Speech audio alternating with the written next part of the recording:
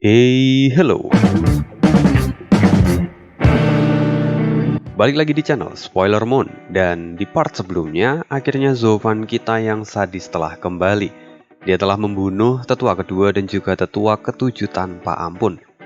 Selain itu, dia juga mengajukan persyaratan kepada Yangsa dan dua orang lainnya bahwa jika mereka menginginkan Zovan untuk mengikuti turnamen naga ganda, maka mereka harus mengikuti persyaratan yang Zovan berikan. Dan apa yang akan terjadi berikutnya, kita akan dengarkan di part kali ini. Dan sorry banget kalau misalnya part sebelumnya itu ada beberapa kata yang keliru atau penjiwaannya kurang ya. Ya karena akhir-akhir ini sering begadang jadi tingkat kefokusan jadi menurun. Tapi aneh yakin, rekan-rekan yang mengikuti cerita aneh pasti paham di mana kesalahannya dan tahu apa yang sebenarnya aneh maksud. Keren lah pokoknya kalian. Jadi gue yakin kalau kalian itu pasti bisa memilah dan bisa memperbaiki secara otomatis. Dan sebelum mulai, kalau misalnya ada yang mau gabung ngasih tip kepada Mimin, boleh banget, linknya ada di kolom deskripsi gitu ya. Thank you banget, dan kita akan lanjut ke part 107. Di part kali ini Aneh ambil dari bab 599 sampai dengan bab 603. Akhirnya kita menyentuh angka 600. Tetua batu, sesuatu yang besar telah terjadi, teriak seseorang yang kini berlari di halaman Tetuasi. Di dalam Tetuasi tampak tersenyum ketika mendengar hal ini. Dia pikir bahwa tetua kedua dan juga tetua ketujuh telah menyelesaikan tugas mereka. Sayangnya, saat orang itu masuk, wajahnya tampak cemas dan membuat Tetuasi kebingungan. Lalu Tetuasi pun bertanya, "Tetua, kenapa Anda tampak begitu panik? Apa yang sebenarnya terjadi?" Tetua itu segera berkata dengan terburu-buru, "Tetua Batu, apakah Anda sudah mengetahui apa yang sedang terjadi?" Tetuasi kini tersenyum dan dia mengangguk. Dia dengan bangga berkata, "Tentu, aku tahu bahwa saat ini kedua tetua telah membuat keributan di kamar budak. Ya, lagi pula akulah yang meminta mereka melakukan itu." Tapi, tetua yang baru saja datang itu kemudian berkata, "Kedua tetua memang telah membuat keributan di perjamuan itu. Tapi, kemudian seseorang datang dan membunuh mereka." Mendengar itu, Tetuasi langsung terkejut. Dia memastikan lagi bahwa dia tidak salah dengar. Lalu, tangannya mulai bergetar dan cangkir yang ada di tangannya pun hancur seketika. Mata Tetuasi menjadi lebih serius dan kemudian dia bertanya, "Tetua, apa yang baru saja kamu katakan?" Tetua itu kembali berkata, "Tetua ketujuh dan tetua kedua telah terbunuh dalam perjamuan di kamar budak." Tetuasi segera bangun dari tempat duduknya dan segera berkata dengan suara keras, "Bagaimana mungkin? Siapa? Siapa yang berani membunuh mereka berdua di dalam sekte Moche? Bahkan Master Sekte pun tidak akan berani menyentuh para tetua, apalagi membunuhnya tanpa alasan." Tetua itu tampak mengerutkan keningnya dan berkata, "Master Sekte memang tidak melakukannya. Tapi pelakunya adalah seorang murid dan itu dilakukan dalam duel yang adil dan jujur.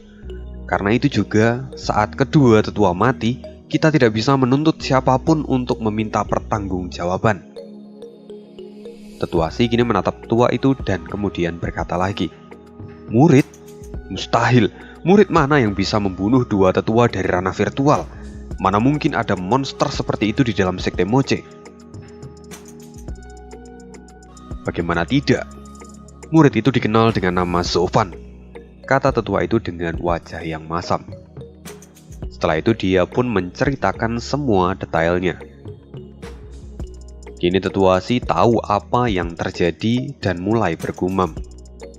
Jadi jamuan permintaan maaf ini rupanya adalah lubang jebakan yang sudah anak itu siapkan. Dia sepertinya memang sengaja melakukan semua ini. Selain itu, anak ini pun berani mengobrak-abrik gerbang murid elit. Aku tidak tahu bagaimana dia akan bertanggung jawab akan dosa yang telah dia lakukan. Aku yakin meski dia bisa lepas dari dosa karena telah membunuh tetua ketujuh dan tetua kedua, tapi dia pasti akan mendapatkan hukuman langsung dari tiga iblis dari dunia bawah. Aku yakin mereka bertiga tidak akan melepaskan anak ini dengan mudah. kata Tetuasi sambil menyeringai. Tapi tetua yang satunya kemudian berkata dengan wajah masam, sayangnya anak itu terlalu berbakat, dan 3 tetua pun menyerah padanya. Terlebih setelah mereka bertiga mendapatkan hadiah dari Zovan, mereka seolah-olah melupakan semua yang telah dilakukan oleh anak ini. Mendengar ini Tetuasi menjadi semakin terkejut. Jika memang begitu, maka sekarang semua orang akan mulai menaruh harapan pada anak ini. Apalagi setelah membunuh kedua tetua, aku yakin semua orang akan berpikir bahwa dia adalah orang yang mungkin bisa membawa sekte Moche memasuki 3 peringkat teratas. Sial, aku terlalu meremehkan anak ini. Tidak ada gunanya. Jika dia bukan sekutu ataupun bawahan kita, maka dia tidak berguna di masa depan, kata Tetuasi.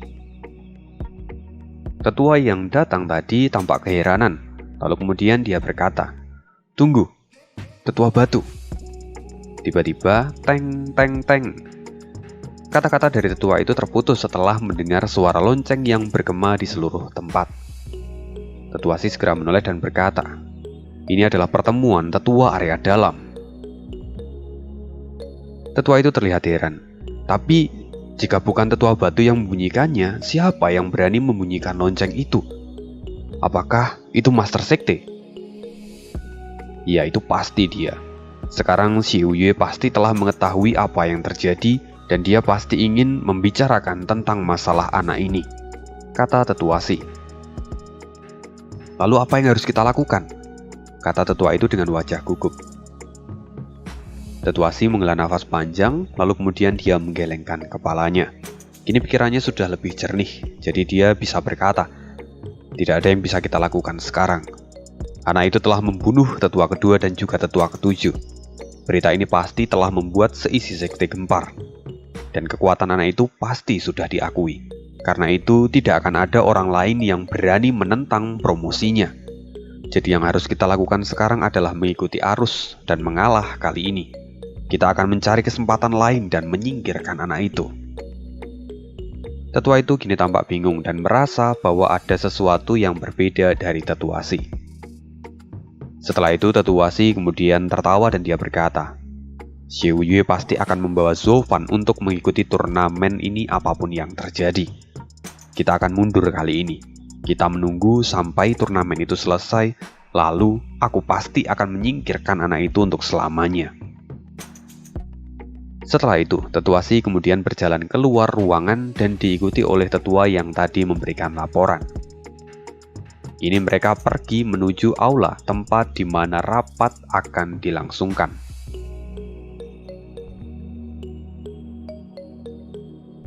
Setelah setengah jam, di sebuah aula yang besar, para tetua kini sudah berkumpul. Mereka terbagi menjadi 2 sisi dan pusatnya adalah Xiu Yue.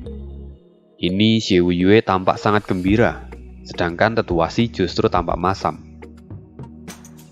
Xiu Yue kini tertawa dan berkata, "Hari ini adalah hari yang bahagia untuk sekte kita. Ombak telah datang dan sekte Moche kita berjalan ke arah masa depan yang jauh lebih cerah." Para tetua kini tampak mengerutkan kening mereka, terutama yang berasal dari fraksi Tetuasi. Kenapa demikian?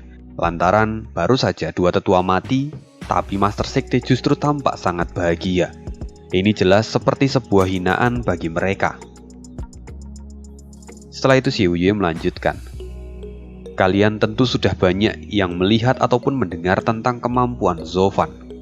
Dia adalah murid budak yang bahkan mampu membunuh 2 tetua dari area dalam.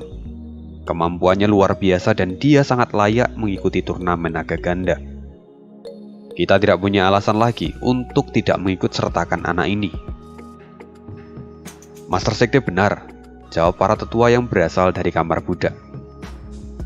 Xiu Yue kini menatap semua orang dan perlahan matanya bergeser ke arah Tetuasi. Salah satu tetua dari fraksi Tetuasi kemudian angkat bicara. Sayangnya anak itu tidak mau menjadi murid elit, bahkan dia meminta syarat bahwa peserta turnamen naga ganda harus berasal dari kamar budak. Bagaimana pendapat Master Sekte tentang masalah itu? Setelah mendengar itu, para tetua dari fraksi Tetuasi pun mulai angkat bicara dan mereka jelas tidak menyetujuinya.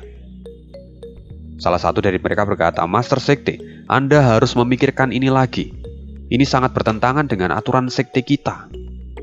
"Benar, Master Sekte, anak itu terlalu sombong dan tidak boleh Anda memanjakannya."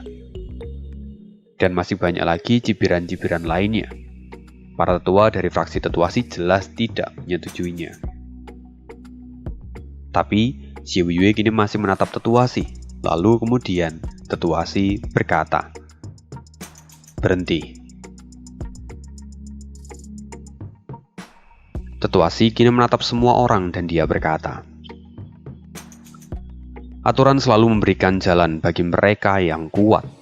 Dan Zovan adalah sosok yang sangat kuat. Jadi meski harus merubah aturan, aku akan menyetujuinya."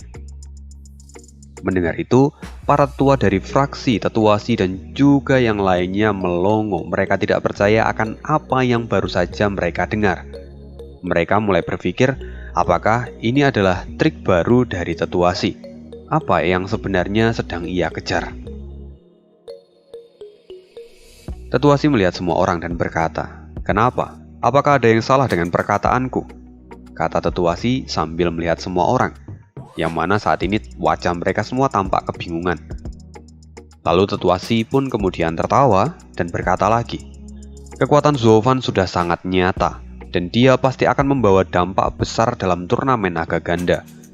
Sekarang kita memiliki peluang emas untuk membangun sekte kita. Jadi untuk apa kita mempertaruhkan aturan seperti ini? Ini hanyalah aturan yang sangat simpel. Kenapa kita masih ragu untuk merubahnya?" Semua orang kini tampak linglung. Bahkan Xie Weiyue pun menatap Tetuasi dengan penuh keraguan-raguan. Lalu setelah beberapa saat Xie Weiyue kemudian berkata, "Jika memang tidak ada yang keberatan, maka untuk turnamen naga ganda berikutnya, peserta harus berasal dari kamar budak. Siapapun yang ingin mengikutinya harus bergabung dengan kamar budak." Semua orang pun kini mengangguk. Lalu Yangsa berdiri dan dia bertanya, "Kami bertiga sebelumnya adalah pembimbing para murid yang menjadi peserta di turnamen naga ganda. Mereka semua berasal dari murid elit. Jika sekarang aturan dirubah, lantas apakah kami masih akan tetap menjadi pembimbing dari mereka dan juga pergi ke kamar budak?" Xie Weiyue tersenyum dan dia berkata, "Kalian bisa menjadi pembimbing di kamar budak jika Zovan menerima kalian bertiga. Tapi jika kalian tidak diterima di kamar budak, maka kalian tidak perlu membimbing para murid yang ada di sana. Kalian bisa tetap berada di gerbang murid elit." Setelah mendengar itu, ketiga orang ini tampak mendesah perlahan, lantaran kebanggaan mereka selama ini adalah membimbing para murid yang akan mengikuti turnamen naga ganda. Tapi kali ini, untuk menjadi instruktur mereka, ketiganya harus mendapatkan izin dari Zovan yang notabene hanyalah seorang budak. Ini sungguh tidak pernah terjadi dalam sejarah sekte Moche sebelumnya. Setelah itu, tidak banyak kejutan lain dalam rapat ini. Semuanya berlangsung dengan cepat. Mereka kemudian hanya membahas beberapa detail kecil tentang permasalahan sekte. Dan setelah semuanya selesai, akhirnya rapat pun berakhir. Semua tetua pergi dan di tempat itu hanya tersisa beberapa orang termasuk Xie Weiyue dan Tetuasi. Xie Weiyue kini menatap Tetuasi dan dia berkata, "Tetuasi, selama ini kamu selalu menentang apa yang kulakukan.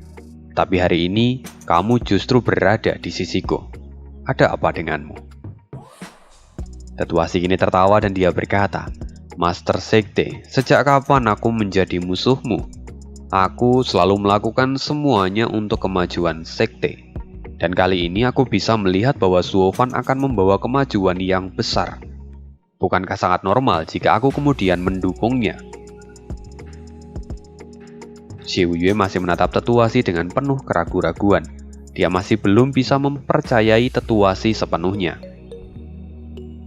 Setelah itu, Tetuasi kemudian berkata, "Jika sudah tidak ada lagi yang ingin Master Sekte sampaikan padaku, maka aku akan pergi terlebih dahulu." Xie Weiyue masih tetap diam, dan Tetuasi pun kemudian berjalan ke arah pintu keluar.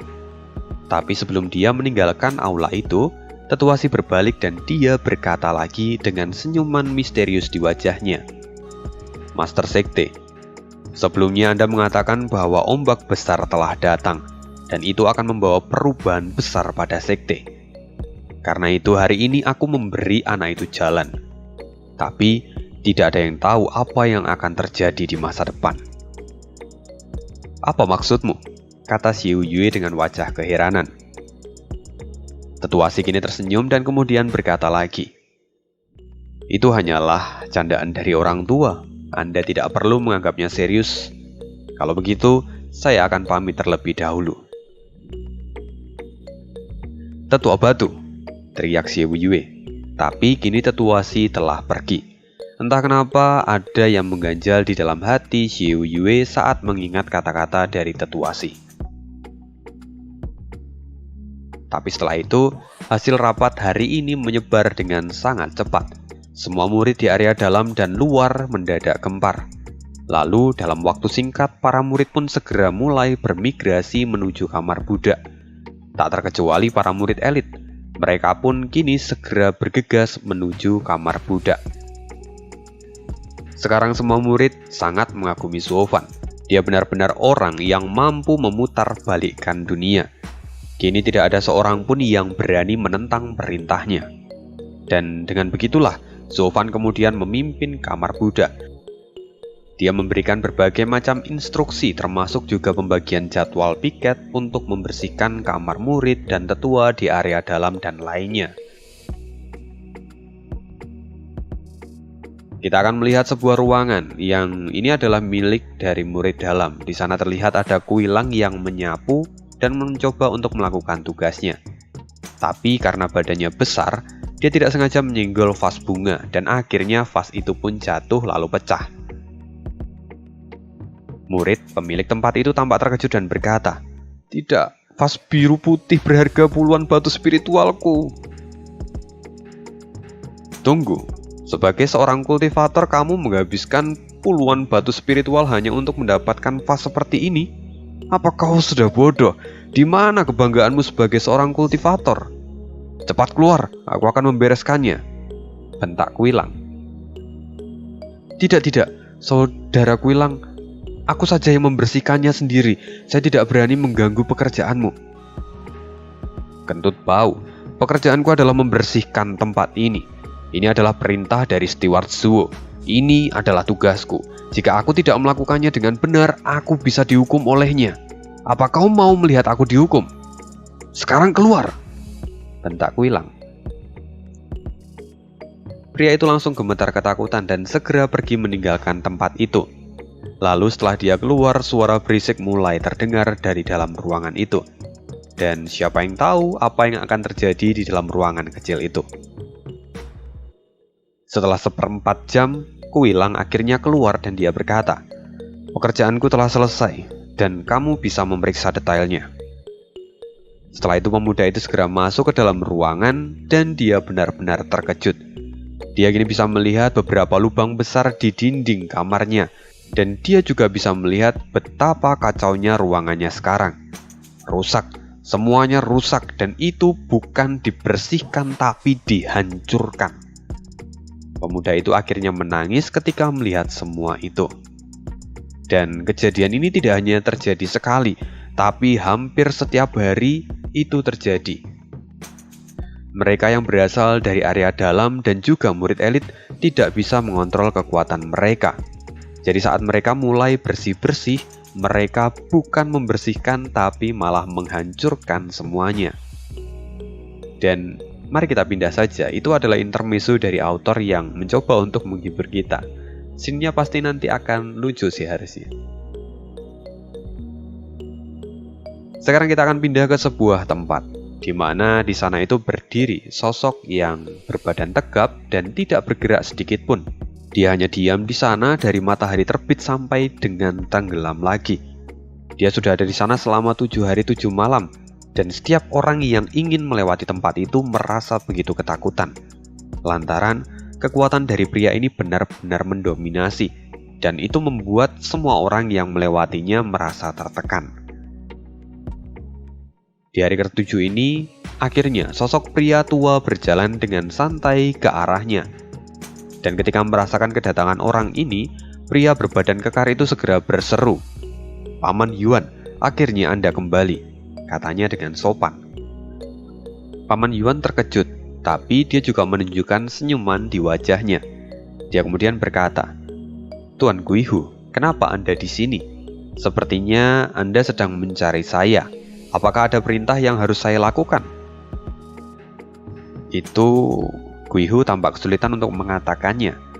Tapi dia ingin bertambah kuat, jadi tidak ada waktu untuk ragu-ragu.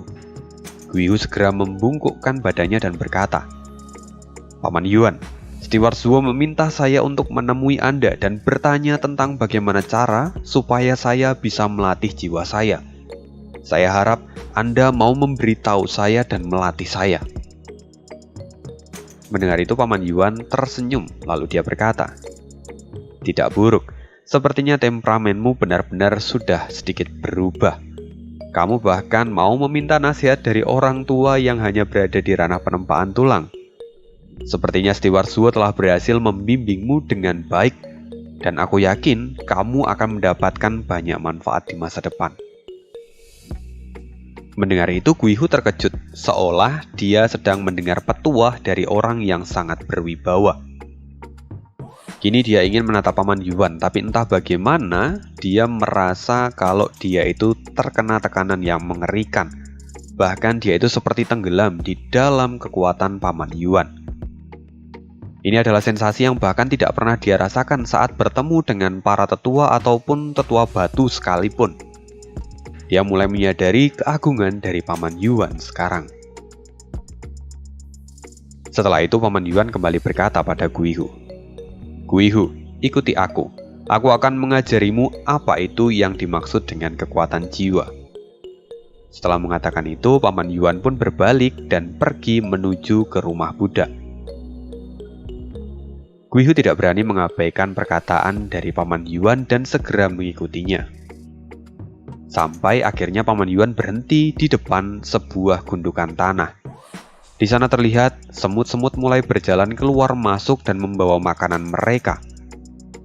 Setelah itu Paman Yuan kemudian menunjuk kawanan semut itu dan berkata, "Jika kamu ingin membunuh semut-semut ini, bagaimana caramu melakukannya?" Guihu tampak bingung dan kemudian dia berkata, "Jika aku ingin membunuh mereka, aku bisa membunuh mereka dengan menggunakan tangan atau kakiku." "Jika memang kamu percaya diri, kalau begitu cobalah untuk membunuh mereka," kata Paman Yuan. Mendengar itu, Guihu tampak bingung, tapi dia tidak berani untuk membantah. Lalu segera dia pun mengayunkan tangannya. Tangan besar itu segera menghantam gundukan tanah dan membunuh puluhan semut dalam sekejap. Tapi setelah Guihu mengangkat tangannya, beberapa semut tampak masih bisa bergerak dan keluar masuk dari lubang. Ya, singkat cerita, tidak semua semut itu mati dalam satu pukulan Guihu. Sekarang Paman Yuan tersenyum dan dia berkata, "Apakah kamu bisa melihatnya? Bukankah aku memintamu untuk membunuh semuanya, tapi saat ini kamu bisa melihat bahwa ternyata ada ikan yang lolos dari jaring. Seperti itulah kekuatanmu sekarang. Kamu memang mendominasi selama ini di area dalam. Tapi itu semua terjadi karena tidak ada orang yang benar-benar kuat di tempat itu. Kamu hanya menjadi yang terbaik dari yang terburuk.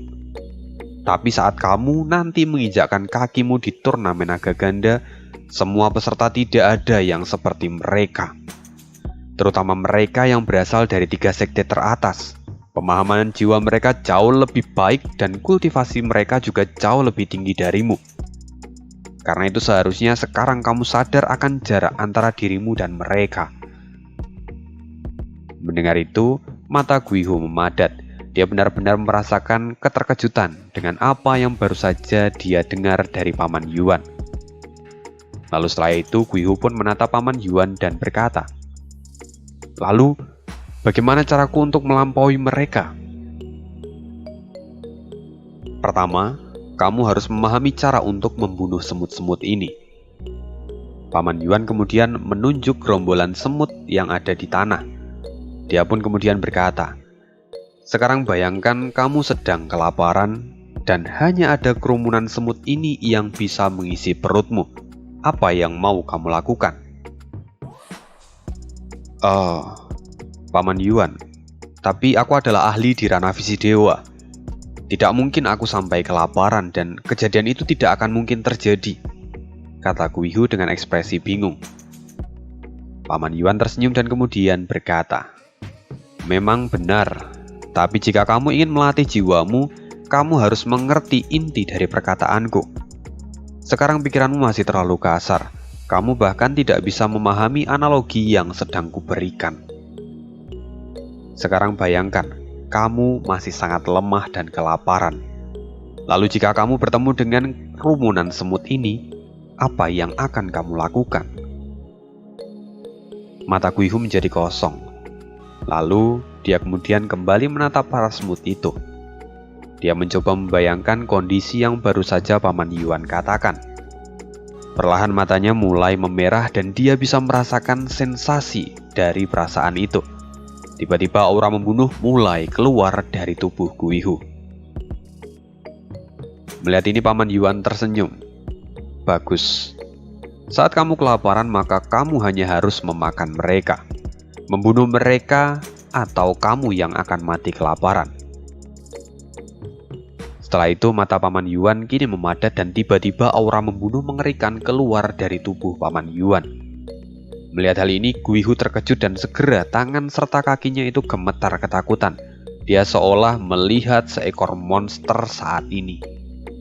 Lalu Paman Yuan meraih gerombolan semut itu dan kemudian memasukkan mereka ke dalam mulutnya.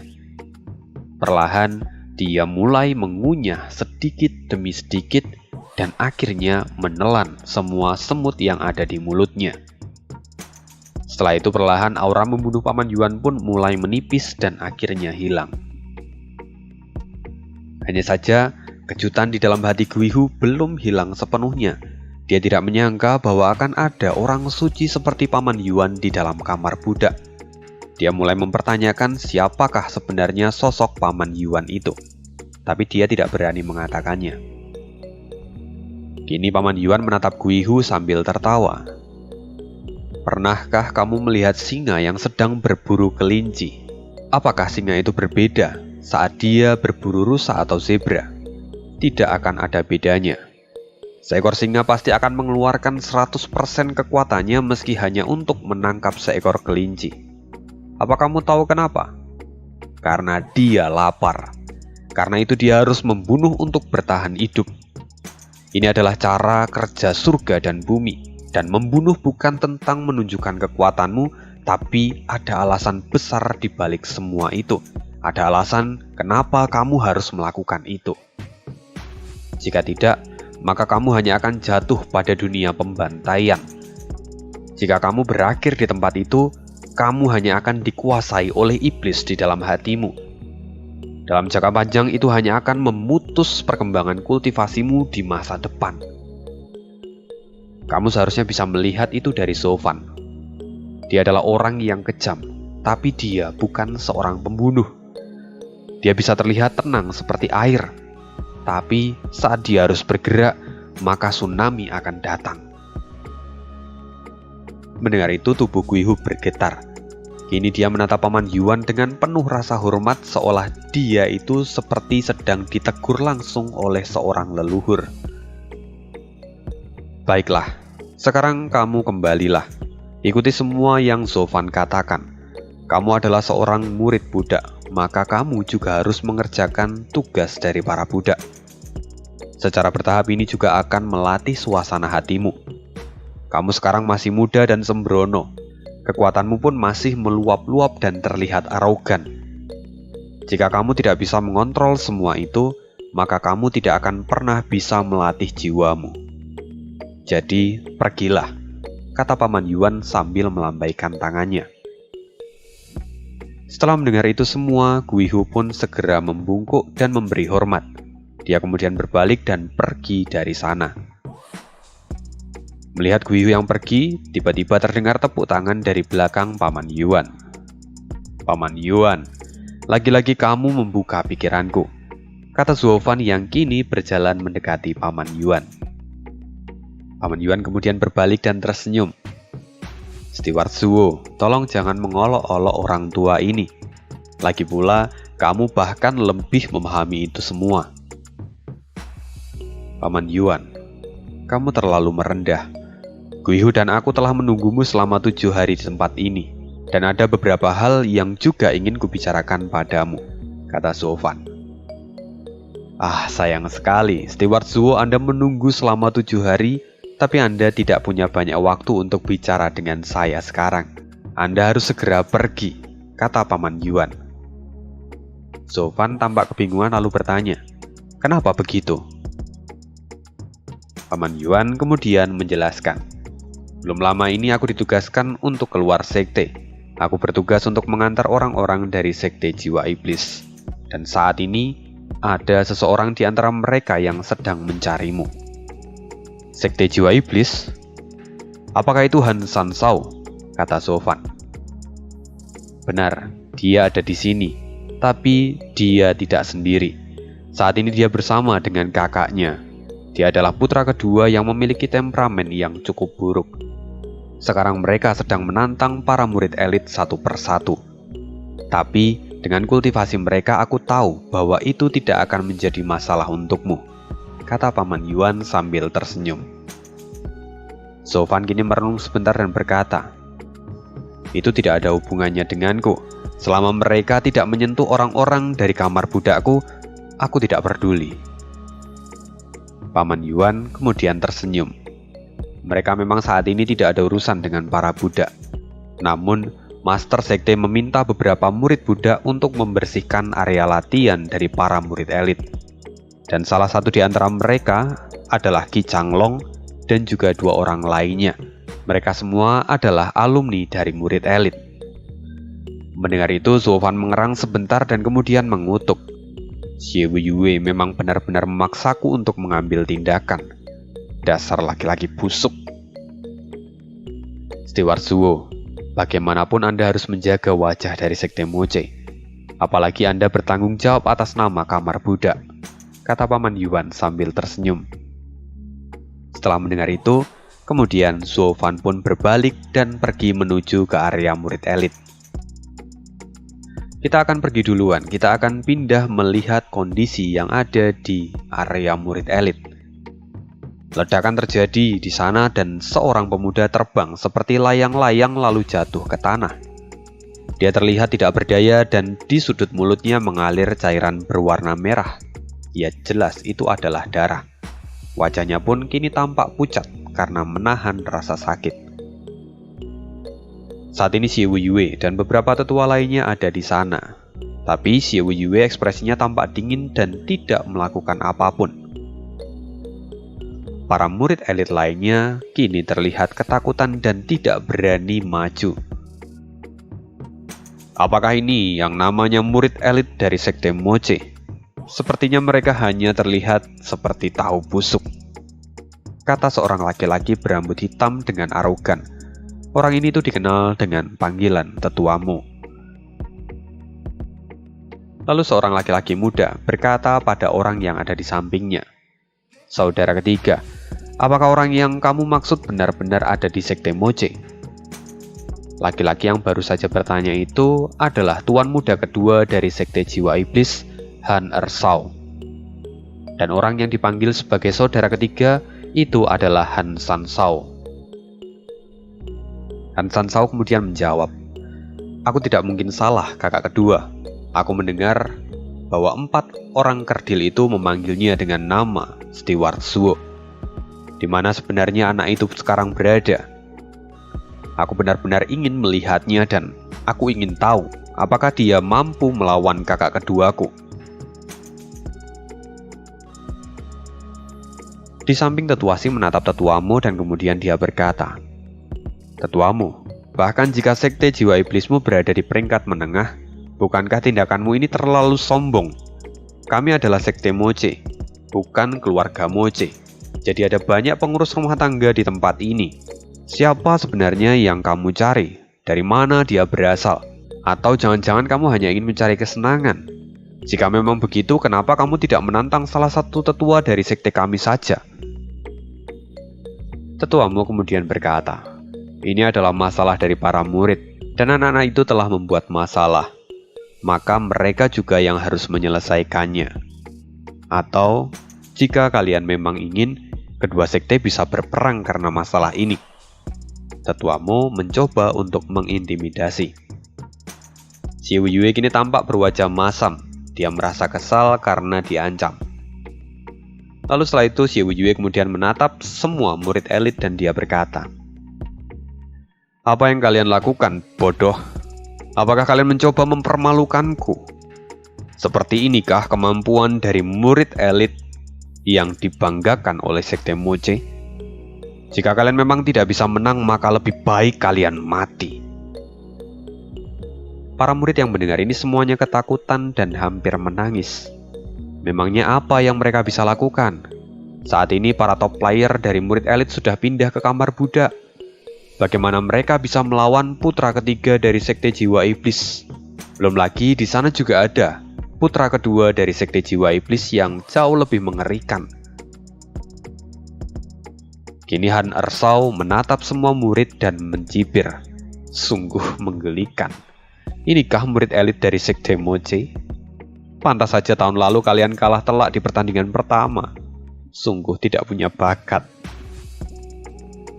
Xiao Yue menjadi semakin geram ketika mendengar ini. Dia adalah orang yang paling tidak suka jika masalah tentang pertandingan sebelumnya itu diungkit-ungkit. Tapi meski begitu, Han Ersao dan juga yang lainnya tampak mengabaikan kemarahan dari Xiao Yue. Lalu, tiba-tiba sebuah suara terdengar. Kalian berani sekali menghina murid elit. Apakah kalian pikir kalian memiliki kualifikasi untuk mengatakan itu semua? Semua orang menoleh dan 3 sosok kini berjalan sambil membawa sapu di tangan mereka. Pakaian mereka pun tampak lusuh seperti seorang gelandangan. Dan ketika kita lihat lagi, orang-orang itu tidak lain adalah Qi Changlong, Bai Lian, dan juga Lu Xie. Ketika Han Sansao melihat ini, dia tampak keheranan, lantaran basis kultivasi dari ketiga orang itu ternyata jauh lebih tinggi daripada kebanyakan murid elit yang telah mereka lawan. Lalu setelah itu, seorang murid elit kemudian berkata, Senior Qi, akhirnya Anda kembali. Tolong bantu kami untuk menjaga martabat murid elit.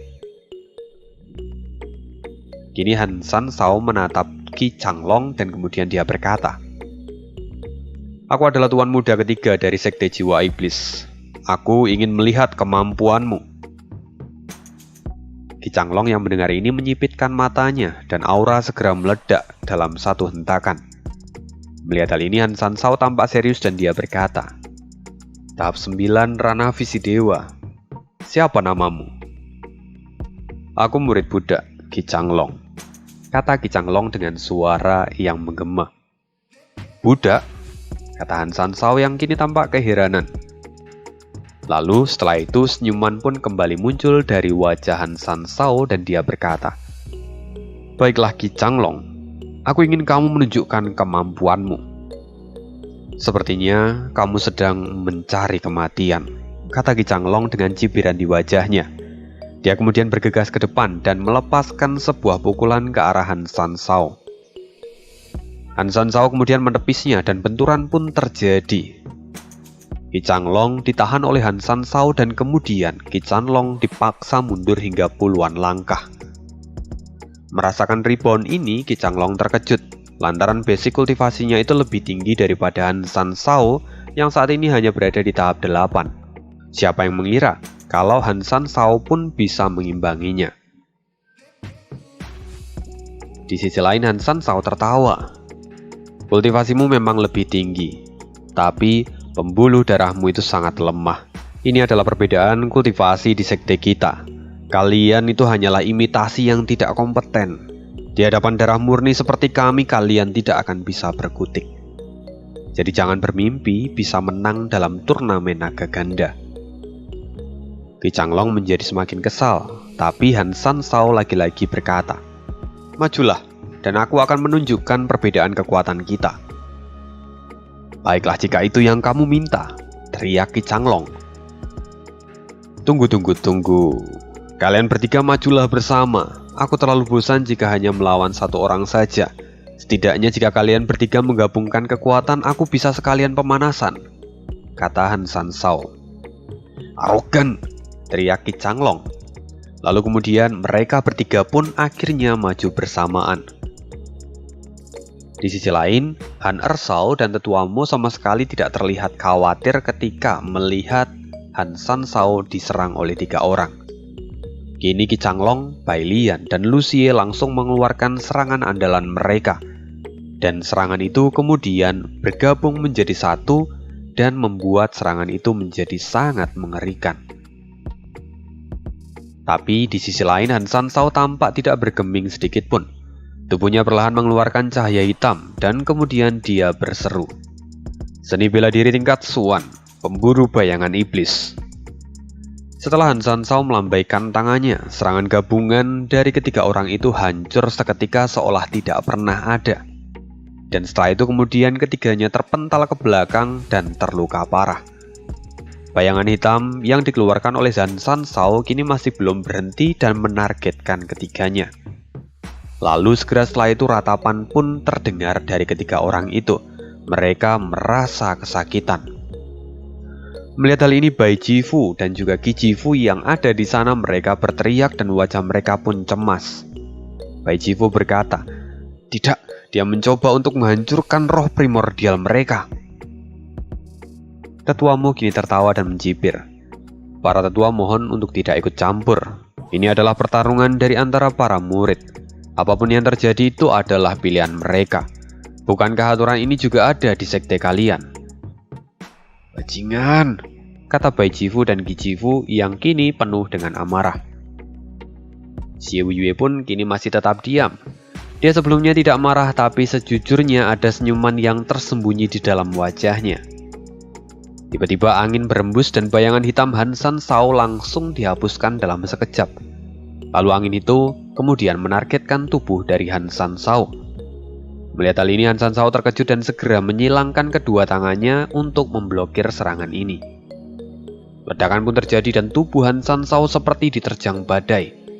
Lantai di sekitarnya mulai rusak karena serangan ini. Tapi Han San Shao berhasil bertahan, lalu kemudian dia berteriak, "Siapa?" Tetua Mo dan juga Han Ershao juga terlihat terkejut. Mereka kini mengerutkan kening mereka. Lalu terlihat di sana seorang pria berbadan kurus yang membawa sapu di pundaknya. Wajahnya masih terlihat santai dan tampak acuh tak acuh. Ketika melihat orang ini, Han San Shao tampak ketakutan dan segera berteriak, kakak kedua, itu dia." "Oh, rupanya kau lagi. Sepertinya kamu masih punya nyali untuk bertemu denganku lagi," kata Zhou Fan yang saat ini melihat Han San Shao. Sekarang Zhou Fan menoleh ke samping dan melihat Qi Changlong dan 2 orang lainnya. Lalu kemudian dia berteriak dengan marah, "Apa kalian bertiga ingin mati? Sudah kukatakan kalian harus menyelesaikan pekerjaan kalian. Jadi kenapa kalian malah seperti ingin terlihat sebagai pahlawan di tempat ini?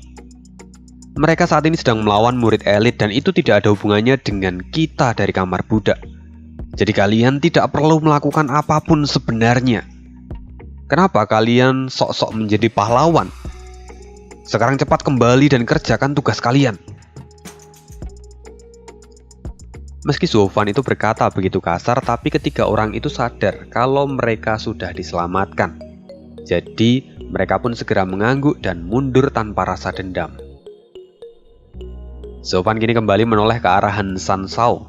Dengan tatapannya saja, itu langsung membuat Han San Shao ketakutan.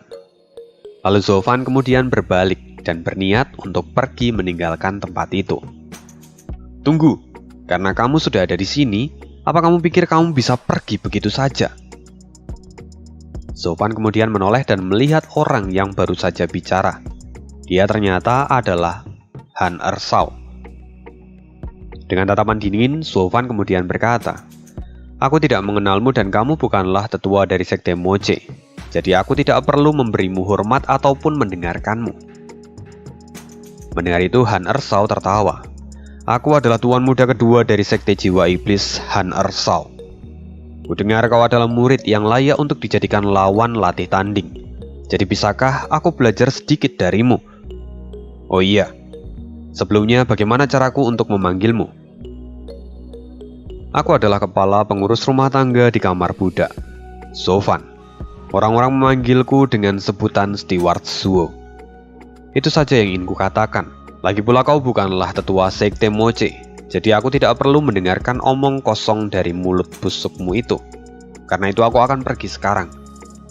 Zovan langsung berbalik dan berjalan meninggalkan tempat itu. Tunggu, bukankah sudah kukatakan kalau aku ingin bertanding denganmu? Teriak Han Ersao. Zovan masih berjalan dan berkata dengan acuh tak acuh. Aku tahu kau adalah tamu terhormat di dalam sekte ini sekarang.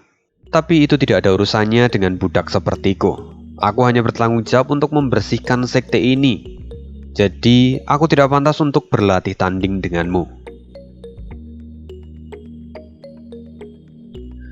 Han Ersao kini tampak masam. Lalu kemudian dia teringat. Master Sekte Moche, bukankah tadi Anda mengatakan bahwa aku bisa menantang murid manapun yang aku inginkan di dalam sekte ini? Maka aku ingin menantang anak itu. Xiao Yue kini tampak cuek dan dia berkata, aku tidak peduli siapapun yang kamu ingin tantang. Jika kamu memang ingin bertanding, maka kamu bisa bertanding. Mendengar itu, Han Ersao seperti mendapatkan angin segar dan dia kemudian berkata, bagus, aku ingin melawannya. Zovan, persiapkan dirimu. Jika kamu tidak ingin mati, maka kamu harus bisa bertahan. Teriak Han Ersao. Han Ersao langsung mengeluarkan teknik miliknya dan segera tekanan mengerikan menguasai tempat itu. Tetua Si kini tampak terkejut dan berkata, ini adalah seni bela diri Sekte Jiwa Iblis, teknik rahasia jiwa ilahi. Benar, itu adalah teknik yang mampu membunuh ahli di ranah visi dewa dengan sangat mudah, kata Tetua Mo dengan penuh rasa percaya diri. Sedangkan Xiao Yue kini tampak mengangguk dan berkata, ketiga putra dari Sekte Jiwa Iblis memang adalah orang-orang jenius. Tapi sayangnya, tuan muda kedua saat ini justru bertemu dengan monster ini. Dia ditakdirkan untuk kalah. Para tetua lainnya pun segera mengangguk, sedangkan Tetua Mo dan juga Han Sansao tampak kebingungan. Serangan Han Ersao menyerang Zovan dari belakang. Tapi tiba-tiba raungan naga terdengar dan dengan satu ayunan sapu, seluruh tekanan dari Han Ersao pun hilang seketika. Dan akhirnya sapu itu pun menghantam dada Han Ersao lalu mengirimnya terbang seperti layangan putus. Han Ersao kini jatuh ke tanah dan muntah darah. Kini seluruh tubuhnya bergetar dan dia merasakan rasa sakit yang begitu menyiksa di dadanya. Tuan muda kedua, teriak Tetua Mo yang tidak bisa mempercayai apa yang baru saja dia lihat itu. Kini Zovan berjalan ke arah Han Ersao dan kemudian dia mengayunkan sapunya lagi. Itu jelas membuat Han Ersao menjadi sangat ketakutan. Tapi Zovan tidak memukulnya. Dia mengayunkan sapu itu untuk membersihkan darah yang baru saja dimuntahkan oleh Han Ersao. Lalu dengan santai dia berkata, tempat ini sudah dibersihkan sejak pagi, jadi jangan sampai kamu mengotorinya. Han Ersao hampir terkena serangan jantung. Rasa marah dan takut bercampur aduk menjadi satu. Dia pikir sebelumnya dia akan mati karena pukulan kedua Zovan.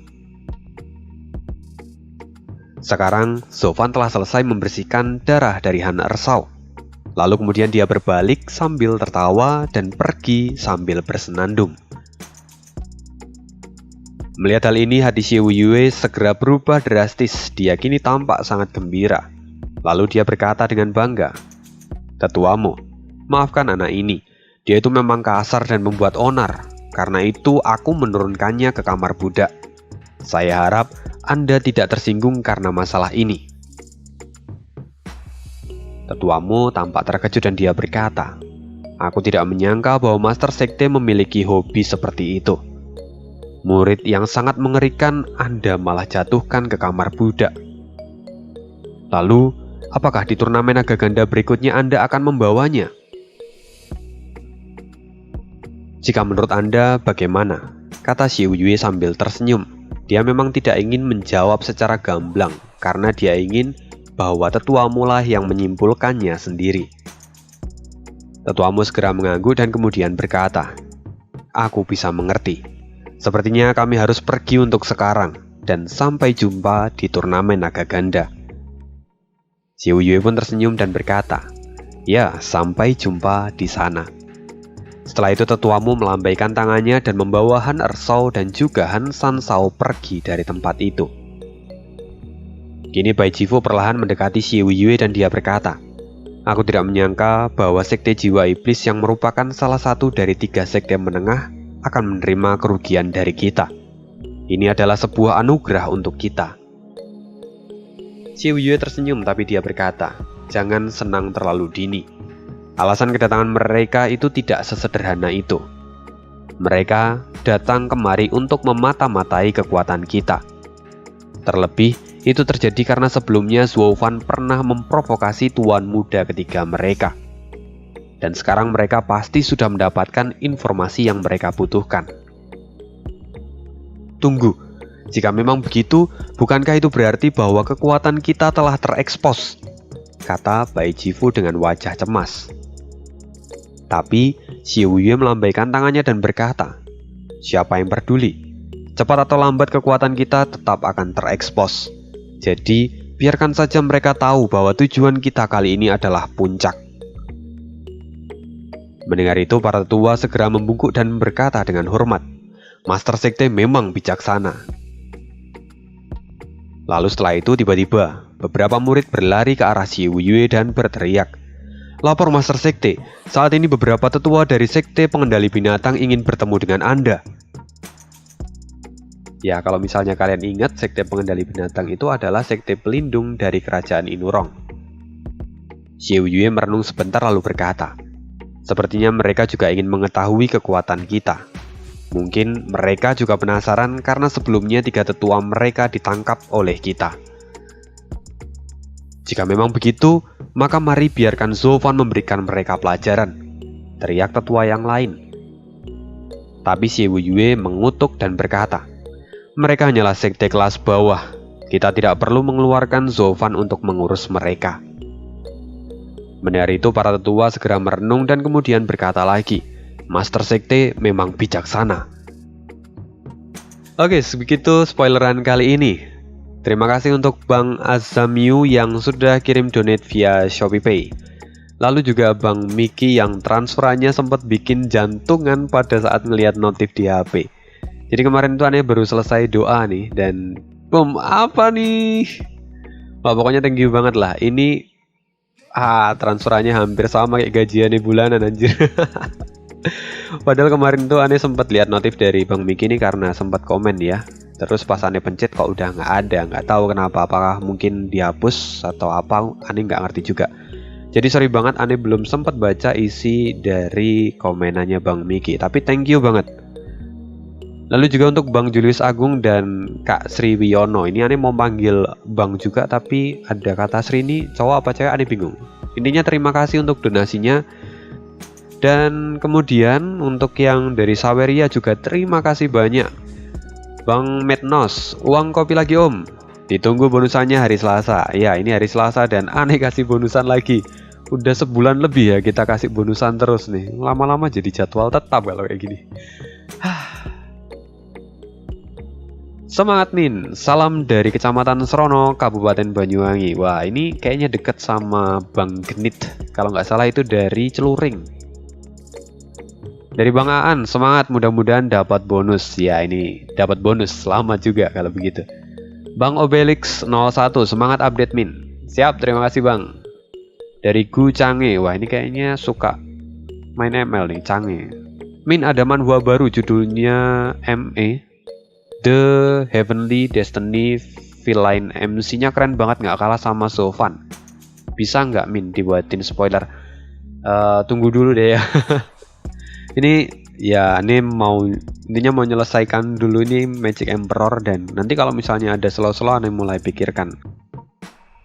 Ya, Jopen. Titik. Terima kasih Bang. Bang Daniel, mau gak ada bonusan Selasa? Ya, ini selamat Anda mendapatkan bonusan di hari Selasa. Dan masih ada satu lagi transferan yang masuk, tapi Ani belum tahu itu dari siapa, jadi belum Ani publis. Nanti kita publis kalau kita sudah tahu siapa dia. Itu aja spoileran kali ini. Thank you banget karena sudah mendengarkan sampai akhir. See you again di next video dan bye.